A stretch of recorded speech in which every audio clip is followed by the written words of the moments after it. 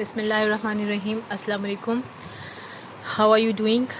I hope that you are pretty well. सो हम लोग क्या डिस्कस कर रहे थे, हम लोग ऑर्गेनिक कंपाउंड्स के सोर्सेस पढ़ रहे थे, जिसमें मैंने आपको बताया था कि जो प्लांट्स और एनिमल्स की डेड रिमेन्स हैं वो 3 तरह की होती हैं। यानी कि जब प्लांट्स और एनिमल्स का डिके हो जाता है तो वो 3 चीज़ों में कन्वर्ट होते हैं, सॉलिड में, लिक्विड में और गैस में। जो सॉलिड पोर्शन होता है उससे हमने कोल कहा था, यानी कि कोयला।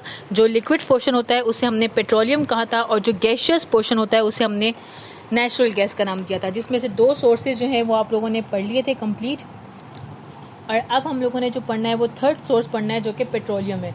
तो पेट्रोलियम की डेफिनेशन इंपॉर्टेंट है, ये शॉर्ट क्वेश्चन बन सकता है। पेट्रोलियम की डेफिनेशन क्या होगी कि mineral oil when it is in the refined form is called petroleum. यानी कि मादनी तेल जब वो रिफाइन हुआ हो तो हम उसे पेट्रोलियम कहेंगे। रिफाइन किसे कहते हैं? रिफाइन कहते हैं बिल्कुल प्योर, ठीक है। तो mineral oil when it is in the refined form is called petroleum, उसे हम पेट्रोलियम का नाम देंगे। अब ये पेट्रोलियम क्वेश्चन ये रेस होता है कि पेट्रोलियम बनता कैसे है। पेट्रोलियम ऐसे बनता है कि जब जो आपने पढ़ा होगा, जो डेड रिमेन्स होती हैं प्लांट्स और एनिमल्स की, सेडिमेंट्री रॉक्स कहते हैं तहदार चट्टानों को। तो जो सेडिमेंट्री रॉक्स होती हैं उनके दरमियान जो तहें होती हैं, उन तहों के दरमियान जो प्लांट्स और एनिमल्स डेड हो जाते हैं तो उनका डेड रिमेन जो है, जाहिर सी बात है, एक तह, उसके बाद फिर दूसरी तह, उन 2 तहों के बीच में प्लांट्स और एनिमल्स का डेड रिमेन्स होता है। तो वो दबता कन्वर्ट हो जाता है लिक्विड में। लिक्विड जो है वो हमेशा मूव करता है, वो अपनी जगह पे कभी रुका नहीं रहता। तो ये लिक्विड जो है ये बहना शुरू कर देता है। अब ये लिक्विड जब रॉक से निकलता है तो ये ब्लैक कलर का होता है, ब्लैकिश कलर का होता है। इसे हम क्रूड ऑयल कहते हैं। क्रूड ऑयल का मतलब होता है खाम तेल। अब इसे हम पेट्रोलियम अभी नहीं कहेंगे, ये क्रूड ऑयल है। इस क्रूड ऑयल को हम भेजेंगे ऑयल रिफाइनरी में। ऑयल रिफाइनरी वो फैक्ट्री होती है जिसमें ऑयल जो है वो आपका रिफाइंड होगा। अब ये क्रूड ऑयल जब ऑयल रिफाइनरी में जाएगा तो वहाँ ये प्योर हो जाएगा। जब प्योर होगा तब हम इसे नाम देंगे पेट्रोलियम का। तो अब तक मैंने आपको ये बताया कि पेट्रोलियम होता क्या है। मिनरल ऑयल को जब हम रिफाइन कर लेते हैं तो उससे हम पेट्रोलियम का नाम देते हैं। और एक बात यहाँ पे बहुत ज़्यादा काबिल गौर है कि पेट्रोलियम में और पेट्रोल में बहुत फ़र्क है, ठीक है। आपने पेट्रोल को पेट्रोलियम नहीं कहना। तो मिनरल ऑयल को जब हम रिफाइन कर देंगे तो हम उसे पेट्रोलियम का नाम देंगे। ये कैसे बनता है? ये सेडिमेंट्री रॉक्स की जो तहें होती हैं, उन तहों के दरमियान प्लांट्स और एनिमल्स का जब डिके होता है तो वो कन्वर्ट हो जाता है लिक्विड में प्रेशर की वजह से। एक तह के ऊपर दूसरी तह, उसके ऊपर तीसरी तह, उसके ऊपर चौथी तह, और ये तहदार चट्टानें बहुत बड़ी बड़ी होती हैं। तो प्रेशर से वो डेड रिमेन ऑफ प्लांट्स और एनिमल्स जो है वो कन्वर्ट होता है लिक्विड में। ये लिक्विड बहना शुरू कर देता है, और जब ये लिक्विड रॉक से, चट्टानों से निकलता है तो ये ब्लैक कलर का होता है। इसे हम क्रूड ऑयल कहते हैं। अभी इसमें बहुत सारी इम्प्योरिटीज़ होती हैं, इसे पेट्रोलियम अभी नहीं कहेंगे। फिर इसे ऑयल रिफाइनरी में ले जाया जाता है जहाँ पर ये प्योर होता है, और फिर उसके बाद हम इसे नाम देते हैं पेट्रोलियम का। अब एक MCQ आपका बन सकता है कि जनाब इस वक्त कितनी ऑयल रिफाइनरीज पाकिस्तान में है। तो पाकिस्तान में इस वक्त टोटल 4 ऑयल रिफाइनरीज जो हैं वो ऑपरेट कर रही हैं। एक ऑयल रिफाइनरी जो है उसका नाम अटक ऑयल रिफाइनरी है, और ये रावलपिंडी के करीब एक जगह है मोरगा, वहाँ पर मौजूद है। इसके अंदर MCQ एक और है, इसके जो ऑयल रिफाइनिंग कैपेसिटी है, ये कितना ऑयल रिफाइन कर सकती है। ये 1.25 मिलियन टन्स ऑयल जो है वो रिफाइन कर सकती है, इसकी कैपेसिटी है। बाकी जो 2 ऑयल रिफाइनरीज़ हैं वो कराची में हैं, और दोनों की जो कैपेसिटी है ऑयल को रिफ़ाइन करने की वो 2.13 मिलियन टन्स है। अब एक और ऑयल रिफाइनरी जो है ये मुल्तान के करीब महमूद कोट एक जगह है, वहाँ मौजूद है, और इसका नाम पाक अरब ऑयल रिफाइनरी है। तो इस वक्त टोटल जो है वो 4 ऑयल रिफाइनरीज़ मौजूद हैं। अब उसके बाद क्वेश्चन ये रेज होता है कि अब उसके बाद फर्दर पेट्रोलियम में क्या क्या मौजूद है। पेट्रोलियम के अंदर बहुत सारे ऑर्गेनिक कंपाउंड्स मौजूद हैं। आप जब अपनी बुक्स को देखेंगे पेट्रोलियम के नीचे एक टेबल बना हुआ है। यहाँ पे एक बात जो है मैं आपको बता दूं कि इस टेबल को पूरा मेमोराइज नहीं करना, लेकिन इसमें से क्या चीज़ आपने याद करनी है वो मैं आपको बताऊँगी।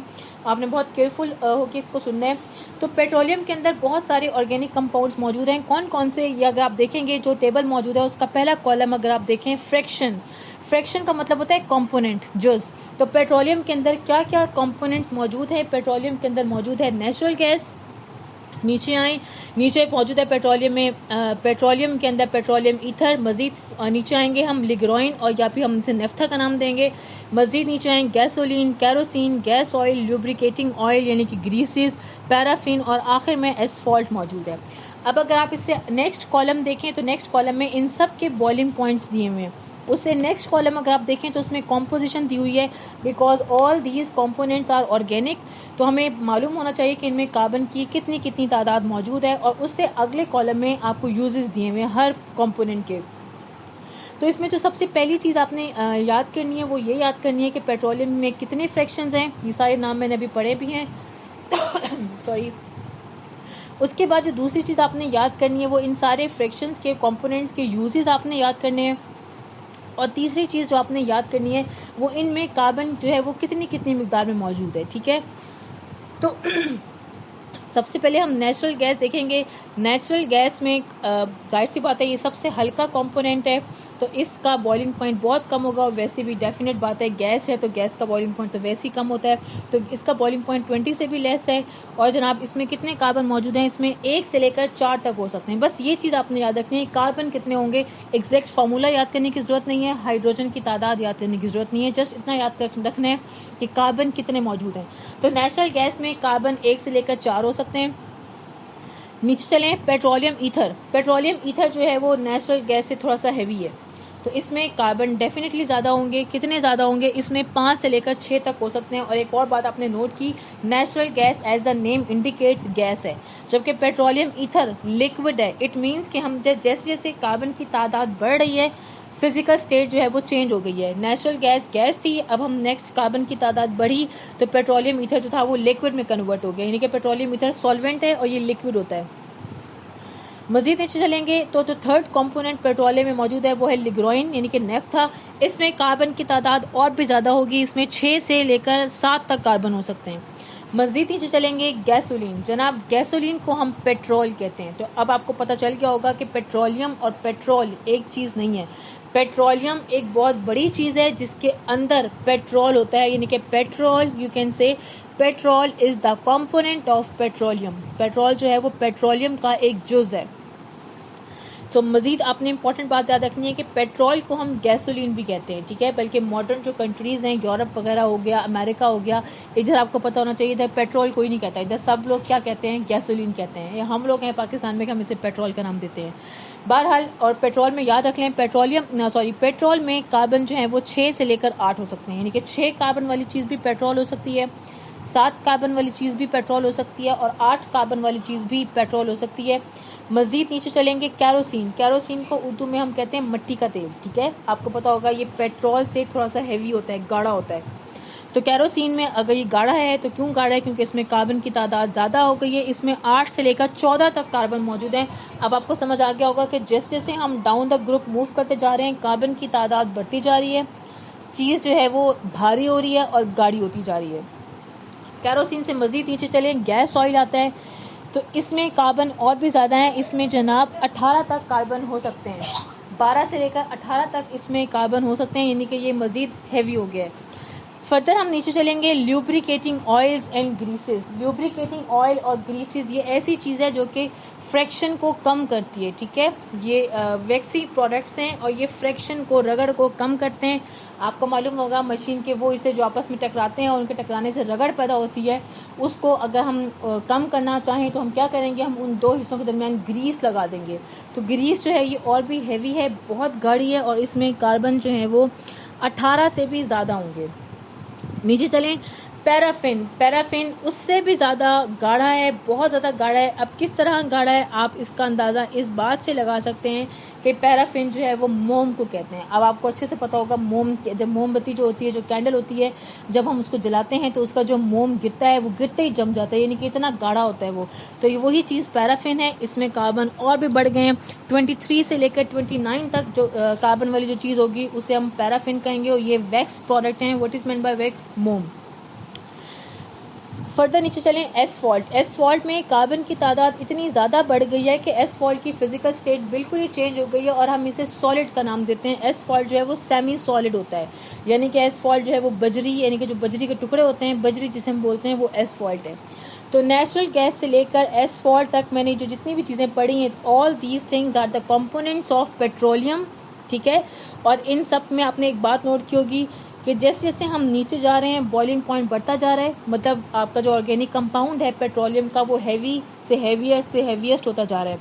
कंपोजिशन कार्बन जो है वो बढ़ते जा रहे हैं और फिजिकल स्टेट इस तरह चेंज हो रही है कि स्टार्ट हमने किया गैस से, एंड हमने किस पे किया, सॉलिड पे। तो जो जो कार्बन की तादाद बढ़ेगी, ऑर्गेनिक कंपाउंड हैवी होता जाएगा, वो गाढ़ा होता जाएगा, वो इतना गाढ़ा हो जाएगा कि एंड में आके वो सॉलिड में कन्वर्ट हो जाएगा। अब मैं आपको क्विकली जरा इन सब के यूजेस बता दूं। दोबारा से टॉप पर आए, वो जो नेचुरल गैस है उसका क्या यूज़ है, सुई गैस है, वही बात हमारे घरों में फ्यूल ईंधन के तौर पर यूज़ हो रही है, पेट्रोकेमिकल इंडस्ट्रीज़ में ईंधन के तौर पर यूज़ हो रही है। पेट्रोलियम ईथर में चूंकि कार्बन जो है वो नेचुरल गैस की निस्बत ज़्यादा होते हैं, तो पेट्रोलियम ईथर जो है वो सॉल्वेंट का काम करती है, ठीक है। लिग्राइन में और भी कार्बन ज़्यादा है, और लिग्राइन भी एक सॉल्वेंट है और रॉ मटेरियल है। रॉ मटेरियल वो स्टार्टिंग चीज़ होती है जिससे हम मज़ीद और सारी चीज़ें बना सकते हैं।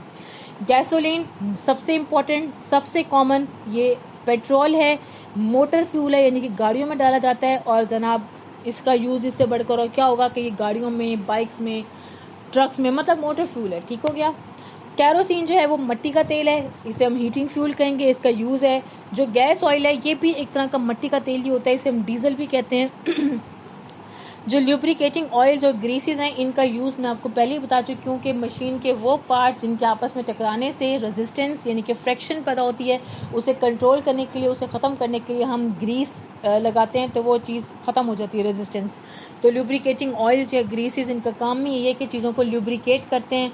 ल्यूब्रिकेट मतलब रेजिस्टेंस को कम करते हैं, मज़ाहमत को, रगड़ को कम करते हैं।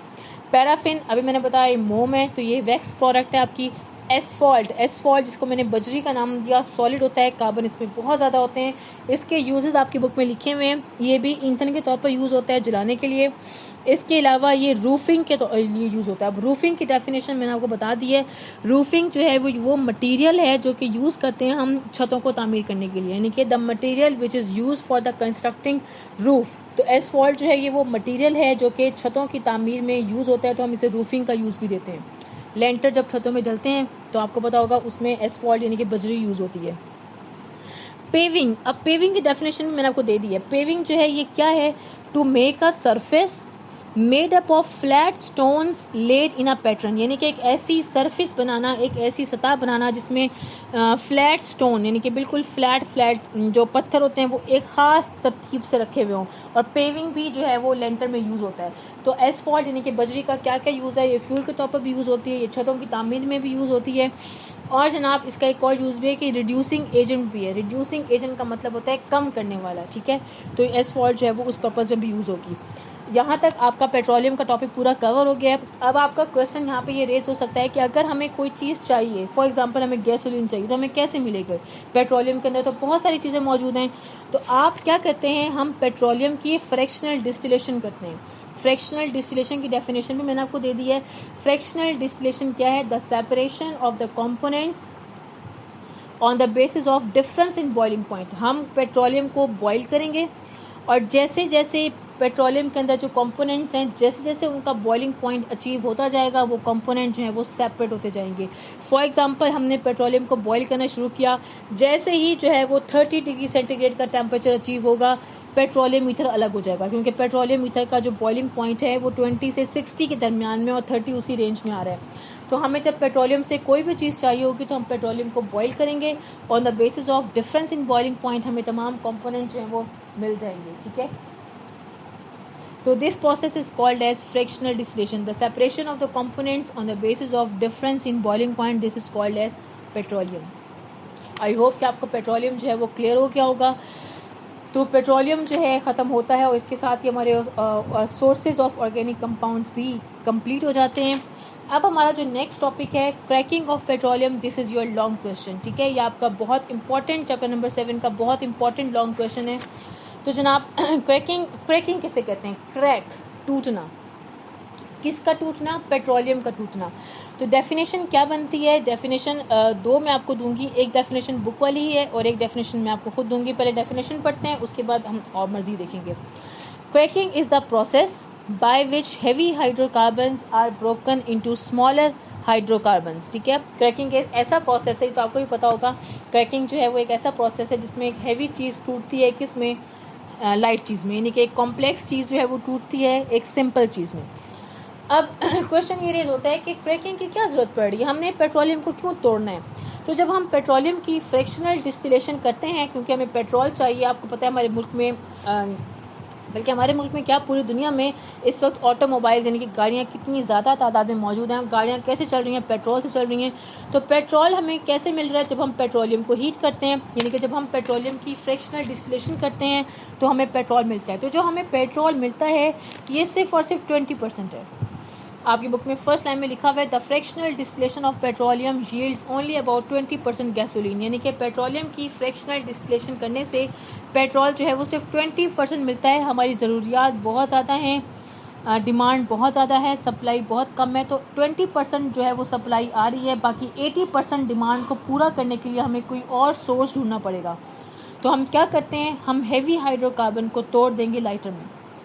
अगर आप अपनी बुक्स में देखें, पेट्रोलियम के नीचे जो टेबल मौजूद है, गैसोलीन यानी कि पेट्रोल से नीचे आ रहा है कैरोसिन। कैरोसिन जो है वो आप देख सकते हैं कार्बन की तादाद इसमें ज़्यादा है, तो kerosene is heavy as compare to petrol.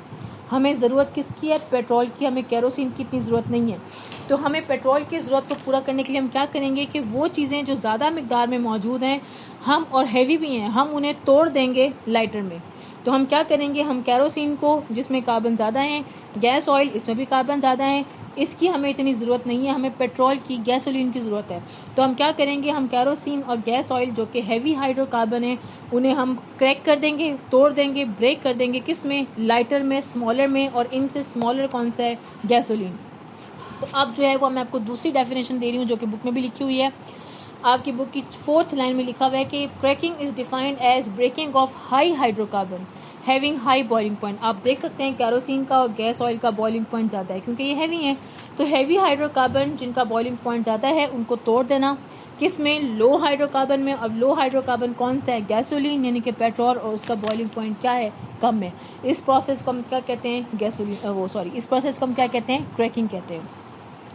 तो जनाब मैंने आपको क्या कहा? मैंने आपसे ये कहा कि जब हम पेट्रोलियम की फ्रैक्शनल डिस्टिलेशन करते हैं तो हमें पेट्रोल मिलता है। ये बहुत कम होता है, सिर्फ 20%। डिमांड ज़्यादा है, सप्लाई कम है। तो सप्लाई को पूरा करने के लिए, डिमांड को पूरा करने के लिए हम क्या करते हैं, हम एक और सोर्स ढूंढते हैं कि वो हैवी हाइड्रोकार्बन जिनकी हमें इतनी ज़रूरत नहीं है और वो बहुत ज़्यादा मिकदार में मौजूद हैं। फॉर एग्ज़ाम्पल ये gas oil, for example diesel यानी कि ये आपका कैरोसिन। इसे हम तोड़ देंगे किस में? गैसोलीन में, जो कि हमें चाहिए। तो इस प्रोसेस को हम क्या कहते हैं? इस प्रोसेस को हम कहते हैं क्रैकिंग। अब इसमें आपके सामने केमिकल इक्वेशन दी हुई है, वो आपने याद रखनी है। C16H34, एक पेज पीछे पलटें और ज़रा टेबल में देखें C16 क्या रेंज है। C16 जो है ये आ रही है हमारे पास गैस ऑयल में। गैस ऑयल में कार्बन जो है वो 12 से 18 तक होते हैं, तो 16 वाली रेंज इसी में आएगी। यानी कि हम गैस ऑयल को तोड़ रहे हैं, और किस तरह तोड़ रहे हैं? हम इसे या तो हीट करेंगे या फिर हम इसे प्रेशर अप्लाई करेंगे या हम कोई कैटलिस्ट देंगे। तो हम यहाँ पर गैस ऑयल को तोड़ रहे हैं हीटिंग के ज़रिए। और कितना हीट कर रहे हैं? 700 डिग्री सेंटीग्रेड पर। एज अ रिज़ल्ट हमें 3 प्रोडक्ट्स मिल रही हैं। जो पहली प्रोडक्ट है वो अल्केन है, क्योंकि उसमें कोई डबल या ट्रिपल बॉन्ड मौजूद नहीं है, और अल्केन में कार्बन की तादाद 7 है। दोबारा पेज पीछे पलटें और चेक करें कि 7 कार्बन वाली रेंज कौन सी है। तो जनाब 7 कार्बन वाली रेंज गैसोलीन है। यानी कि हमने हैवी हाइड्रोकार्बन गैस ऑयल को तोड़ दिया लाइट हाइड्रोकार्बन यानी कि गैसोलीन में। मेन प्रोडक्ट हमें मिल चुकी है गैसोलीन यानी कि पेट्रोल, और साथ में हमें 2 बाई प्रोडक्ट्स भी मिल रही हैं। पहली बाई प्रोडक्ट जो है वो मिल रही है CH2 डबल बॉन्ड CH2, इसके 3 मॉलिक्यूल्स हैं, इसे इथीन कहते हैं। और जो दूसरी बाई प्रोडक्ट है उसका नाम वो है CH3CH डबल बॉन्ड CH2, इसे हम प्रोपीन कहते हैं। तो गैसोलीन हमारी पहली प्रोडक्ट है, उसके साथ हमारी बाकी 2 बाई प्रोडक्ट्स भी हैं। ओके, यहाँ तक हो गया। अब उसके बाद आपको पता होना चाहिए कि क्रैकिंग, अगर शॉर्ट क्वेश्चन आ जाता है कि डिफाइन क्रैकिंग, तो आप इसमें क्या लिखेंगे? इसमें आप दोनों डेफिनेशन दे सकते हैं, साथ में केमिकल इक्वेशन भी आपको देनी पड़ेगी। आई होप कि आपको क्रैकिंग समझ आ गया हो, अब तक इसका मेन कॉन्सेप्ट समझ आ गया हो। मज़ीद भी शॉर्ट क्वेश्चन हमारे पास मौजूद हैं, और ओवरऑल तो ये लॉन्ग क्वेश्चन ही है। तो शॉर्ट क्वेश्चन हमारे पास मज़ीद चल रहे हैं कि क्रैकिंग की 3 टाइप्स होती हैं। क्रैकिंग जो है वो 3 तरीक़ों से की जाती है। Number 1 thermal cracking, secondly catalytic cracking, third steam cracking. अगर आप गौर से देखें तो आपको नामों से समझ आ गया होगा कि कैसे। थर्मल क्रैकिंग में हम हैवी हाइड्रोकार्बन को तोड़ेंगे by heating, by heating. Catalytic cracking में हम हैवी हाइड्रोकार्बन को तोड़ेंगे बाय अप्लाइंग अ कैटलिस्ट। और स्टीम क्रैकिंग में हम कुछ स्टीम का जिक्र करेंगे, भाप का जिक्र करेंगे। तो थर्मल क्रैकिंग की तरफ चलते हैं। डेफिनेशन देखें, break down of high hydrocarbon या large molecules by heating at high temperature and high pressure is called thermal cracking. Thermal cracking की डेफिनेशन क्या है? हैवी हाइड्रोकार्बन को तोड़ना स्मॉल हाइड्रोकार्बन में, कैसे? By applying heat and pressure, this is called as thermal cracking. अब इसका एक बेनिफिट भी है। क्या बेनिफिट है इसमें कि मेन प्रोडक्ट तो हमें मिल रही है गैसोलीन, इसके साथ साथ हमें बाई प्रोडक्ट्स भी मिल रही हैं। वो बाई प्रोडक्ट्स कौन सी हैं? वो अनसैचुरेटेड हैं, मतलब उनमें डबल बॉन्ड होगा या उनमें ट्रिपल बॉन्ड होगा। तो हमें इथीन भी मिलता है, हमें प्रोपीन भी मिलता है, और ये दोनों जो बाई प्रोडक्ट्स हैं ये बड़े यूज़फुल हैं क्योंकि इनसे बहुत सारी चीज़ें आगे बनाई जा सकती हैं। आई होप आपको समझ आ गया हो कि ऊपर जो हमने केमिकल इक्वेशन पढ़ी थी वो भी थर्मल क्रैकिंग की ही एग्जांपल है। इट मीन्स कि अगर आपको थर्मल क्रैकिंग का शॉर्ट क्वेश्चन आता है कि what is meant by thermal cracking, तो आप उसमें ऊपर वाली केमिकल इक्वेशन कोड कर सकते हैं, यानी कि लार्ज हाइड्रोकार्बन का स्मॉल में टूटना bye applying heat and high pressure. Example आपके सामने मौजूद है। हमने हैवी हाइड्रोकार्बन को लाइटर में तोड़ दिया और साथ हमें जो बाई प्रोडक्ट्स मिली वो बड़ी यूज़फुल है। वो कौन कौन सी हैं? वो इथीन और प्रोपीन है। वो कैसे यूज़फुल है हम आगे जाके पढ़ेंगे। इनसे बहुत सारे और कंपाउंड्स भी बनाए जा सकते हैं। हम सेकेंड टाइप की तरफ चल रहे हैं। सेकेंड टाइप बहुत इंपॉर्टेंट शॉर्ट क्वेश्चन है। आपको नाम से पता चल गया होगा डेफिनेशन क्या होगी। High hydrocarbon, the break down of high hydrocarbons at low temperature. जब हम कैटलिस्ट अप्लाई कर रहे हैं तो हमें हाई टेम्परेचर देने की जरूरत नहीं है, हमें हाई प्रेशर देने की भी जरूरत नहीं है क्योंकि कैटलिस्ट का भी यहाँ पे रोल है। तो break down of high hydrocarbon at low temperature, कितना लो टेम्परेचर? 500 सेंटीग्रेड, 7 नहीं 500 सेंटीग्रेड। एंड लो प्रेशर, कितना low pressure? 2 atm in the presence of a suitable catalyst. अब वो कैटलिस्ट क्या होगा? MCQ भी बन सकता है। कैटलिस्ट एक नहीं है बल्कि दो का मिक्सचर है। SiO2 इसे हम सिलिका कहते हैं, एंड Al2O3 इसे हम एल्यूमिनिया कहते हैं। तो दो कैटलिस्ट का मिक्सचर लेना है, टेम्परेचर लो रखना है, प्रेशर भी लो रखना है। हैवी हाइड्रोकार्बन जो है वो टूट जाएगा किसमें? लो हाइड्रोकार्बन में। ओके, अब इसका भी एक बेनिफिट है। जिस तरह थर्मल क्रैकिंग का बेनिफिट था, कैटालिटिक क्रैकिंग का भी एक बेनिफिट है। वो ये कि कैटालिटिक क्रैकिंग से जो गैसोलीन बनता है, जो पेट्रोल बनता है, उसका ऑक्टेन नंबर हाई होता है। अब आप यहाँ पे पूछेंगे कि what is meant by octane number, तो ये लैदा शॉर्ट क्वेश्चन है। ऑक्टेन नंबर के बारे में इतना समझते हैं कि octane number is a parameter which tells the quality of fuel. Octane number एक पैरामीटर है जो आपको बताएगा कि पेट्रोल कैसा है। जितना ऑक्टेन नंबर ज़्यादा होगा पेट्रोल की क्वालिटी उतनी ही बेहतर होगी। अगर फॉर एग्जांपल ऑक्टेन नंबर 100 है, इट मींस पेट्रोल जो है वो आपका बेस्ट क्वालिटी का है।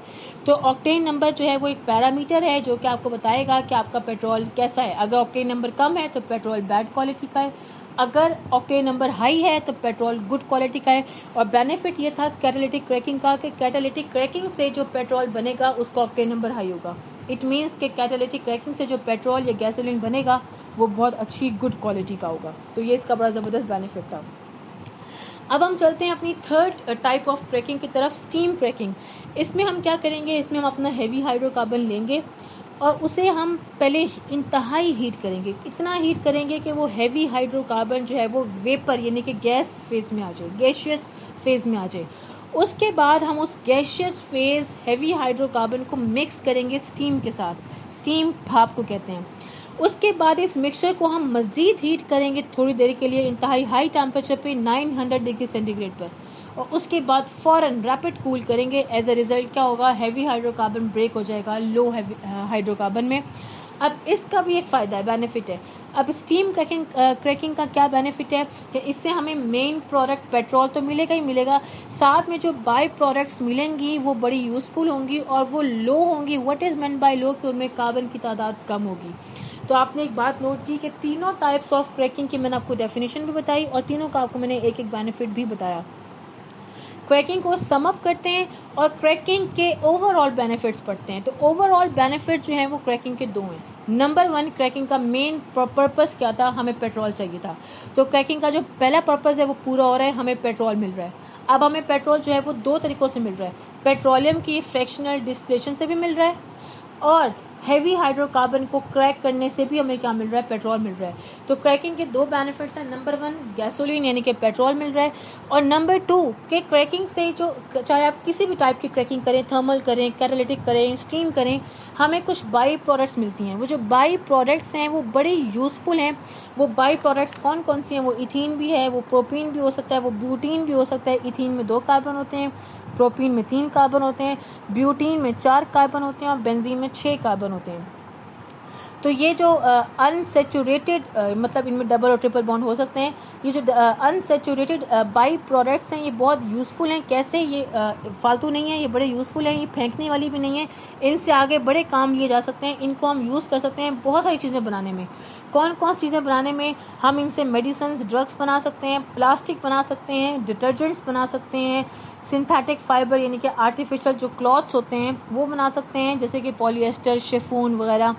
फर्टिलाइजर्स, खादें बन सकती हैं, वीट किलर्स बन सकते हैं। अब वीट जो है ये अनवांटेड प्लांट्स को कहते हैं, यानी कि जड़ी बूटियाँ, और जड़ी बूटियों को किल करने के लिए जो सब्सटेंस यूज़ होता है उसे हम वीट किलर कहते हैं। तो वीट किलर की मैन्युफैक्चरिंग में ये चीज़ें काम आ सकती हैं, इथीन, प्रोपीन वगैरह। और इसके अलावा इनसे मज़ीद इंपॉर्टेंट केमिकल्स भी बन सकते हैं, for example ethanol, for example phenol, for example acetone. ये कौन कौन से केमिकल्स हैं ये हम आगे जाके इसको ज़रूर डिस्कस करेंगे। सो आई होप कि आपको क्रैकिंग समझ आ गया। ओवरऑल क्रैकिंग लॉन्ग क्वेश्चन है, मैंने आपको इसकी 2 डेफिनेशन बताई हैं, केमिकल इक्वेशन बताई है, क्रैकिंग का पर्पस बताया कि हमें पेट्रोल चाहिए, क्रैकिंग की टाइप्स बताई हैं, हर टाइप का बेनिफिट बताया है, और ओवरऑल क्रैकिंग के बेनिफिट्स भी या ओवरऑल क्रैकिंग के यूजेस भी बताए हैं। आई जस्ट होप कि यू गॉट माई पॉइंट, और मुझे इसके साथ साथ फीडबैक भी देते रहें कि आपको समझ आ रहा है या नहीं आ रहा।